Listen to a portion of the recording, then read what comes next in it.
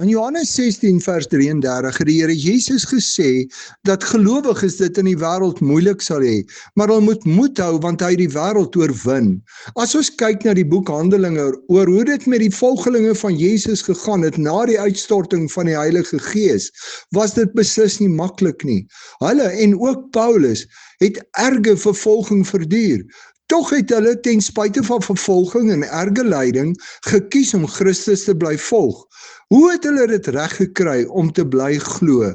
As die Here Jesus sê dat dit met ons moeilik sal gaan, maar ons moet moed hou, hy het die wêreld oorwin, dan gee hy vir ons die geheim om te kan bly glo en Christus te bly volg.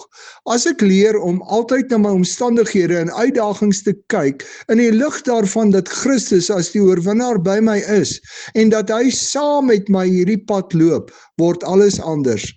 Ek kan dan bly glo ten spyte van wat gebeur, want my hoop en my geloof is nie afhanklik van wat gebeur nie, maar word gebou op Christus wat deur sy Gees by my is.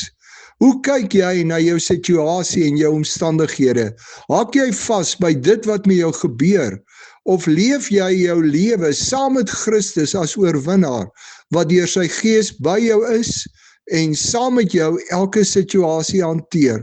Volg jy Christus ten spyte van wat gebeur?